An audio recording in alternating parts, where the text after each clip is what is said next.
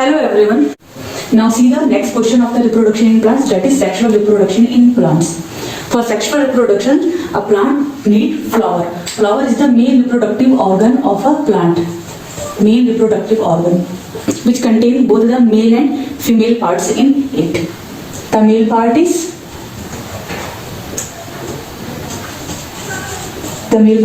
androecium, where formation of pollen take place, which contain the male gamete, and female part is gynoecium, which contain ovary in it, where the formation of female gamete take place. I have explained about floral parts of a flower in my previous video. You can go there and you can watch. So please watch that video for the floral parts of a flower. In that video, I have completely described the floral parts of a flower, and fertilization also. After this, there is pollination. What is pollination? Transfer of pollen from anther of a stamen to the stigma of a pistil is called pollination. About pollination also I have made the video. For detailed information about pollination, please go in playlist. There is a video given where I have already described the pollination. There also I have described the self-pollination and cross-pollination. Now there are some more informations regarding this chapter. These are characteristics of flower. Characteristics of flower which are pollinated by insects. What would be their characteristics? The flowers which are pollinated by insects would have large bright colored petals to attract the insect, and also flowers are scented to attract the insects. The flowers not only having the beautiful petals, but there is also scent in them to attract the insects. And these flowers possesses nectar. Nectar is the food which collected by insects. The bee, honeybee, all these insects visit the flower to collect the nectar which they use as food. And these flowers produce sticky pollens which get stuck on the body of insects. See what happens? The pollens of insect pollinated flowers, they develop the pollens which are very sticky in nature. When the insect visit the flower, they get stuck to the body of insect. These are some qualities of the flowers which are pollinated by insects. Now move on to the wind pollinated flowers. Flowers which have long anthers protruding outside. So in this way, these anthers hang outside the flower to catch the wind. The wind pollinated flowers, these are having anthers which are protruding out, so that whenever the wind blow, the pollens also blown out with the wind. That's why they are very protruding outside like this, and whenever wind blow, it go with them. They produce lighter pollens, small in size, to be carried by wind easily. The pollens are very light in weight and they are very small in size, so that they can be very easily blown away with wind. They produce large quantities of pollens to increase the probability of fertilization. As the wind will blow these pollens, so it's very much probability that they will fallen down on the soil or somewhere where they are not needed to be. They produce large quantities of pollens to increase probability of fertilizations. As the wind they carry the pollen, so their quantity should be very large, so that the probability increase of fertilization. The pollen should be reached to the stigma of the flower of the same species. So to increase this probability, the pollens produced by the flower in very large quantity. Now produce spreading and feathery stigmas to catch the airborne pollen grains.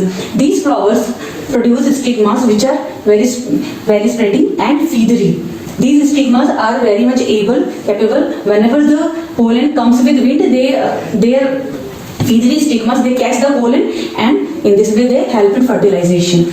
And do not have large bright colored scented petals or nectars, because do not have to attract insects. Mostly the wind pollinated flowers, they do not have large colored and scented petals, as they don't need to attract the insects for pollination.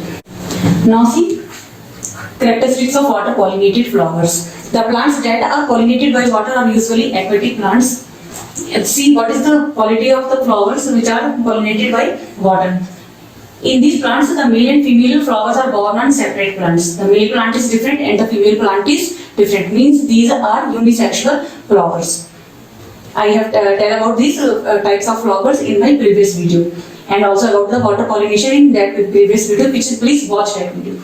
And the second characteristic is pollen grains are produced in large quantities In water pollinated flowers also, they also produce large quantity of pollens, so that pollen should be able to fertilize the female flower. Flowers are lighter and smaller so that they can float on the surface of water. Here the flower should be light and smaller in size, so that when they detach out from the male plant, they come on the surface of the water, and they should be able to come in contact with the female flower to fertilize the ovary. Examples are Vallisneria and seaweed. About Vallisneria, I have already described in my previous video how pollination take place in Vallisneria.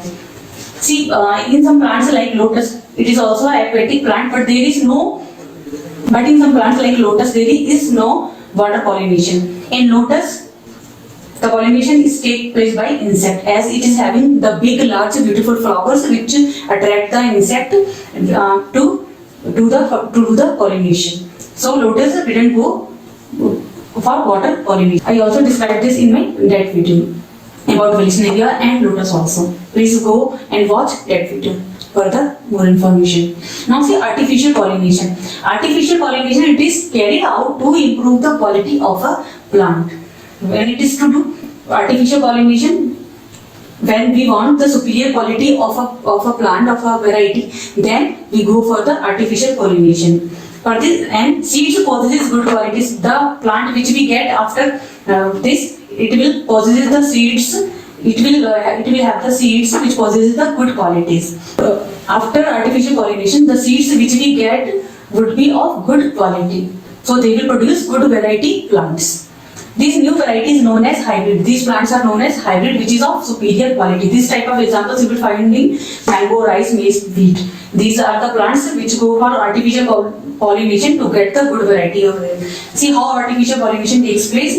First of all, select the flower, select the plant of which you want to do the artificial pollination. So first of all, what you have to do, this is the stigma, style and ovary. This is the female part of the flower, that is gynoecium,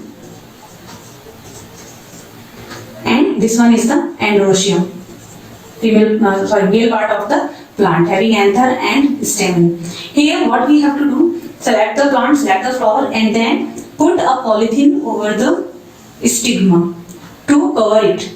Cover the stigma properly by a polythene so that no other unwanted pollen fertilize this. To avoid and to protect the pollination, natural pollination, we will put a poly bag on the stigma of the selected flower.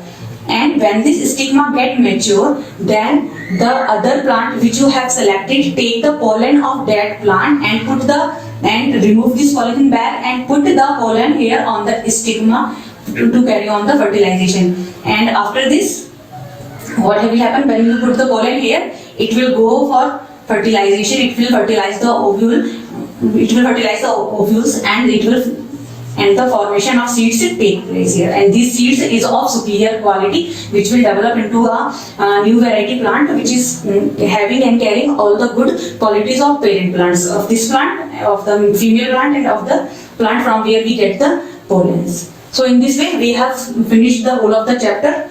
This reproduction in plants, as I have already told you that about floral parts of a flower, the structure of a flower, and about pollination I have already explained in my previous video. Go watch those videos for the explanations, for the description. Thank you.